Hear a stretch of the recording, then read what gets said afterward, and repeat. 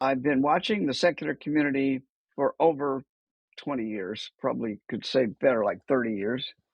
And my background as an organizational psychologist is I've watched organizations and studied them and consulted with them literally all over the globe.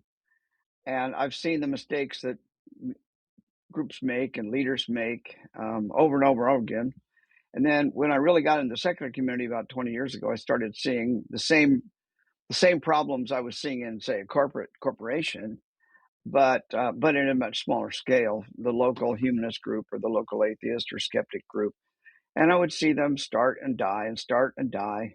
And they would have a dynamic leader for a few years, and all the people would come, and it'd be very exciting, and then they'd die because the leader left, or there was a conflict in the group. In other words, there was a lot of wasted energy, a lot of people doing a lot of work, and that work all going down the drain very shortly, in very short order sometimes. And it's all preventable. This is not a mysterious problem. It's just a basic issue of leadership and skills. So what I've seen over the years is many, many well-intentioned, very intelligent people trying to start groups and run groups when they simply don't have the skills, and they end up undermining their own best efforts. And it's very frustrating to them, but it's just as frustrating or more to the people who are trying to organize.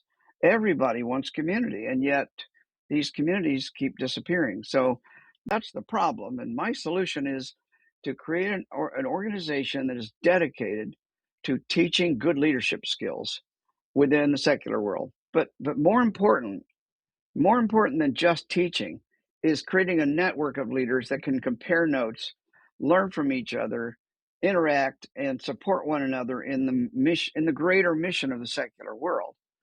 And that's not to say that every technique, method, or leadership skill fits equally well to all groups. I mean, I think there's a real difference between an advocacy group, for example, that's excuse me, politically engaged, and your local humanist group that meets, or the book club. There's differences between these, but the common denominator is they all need leadership, and that's what I'm trying to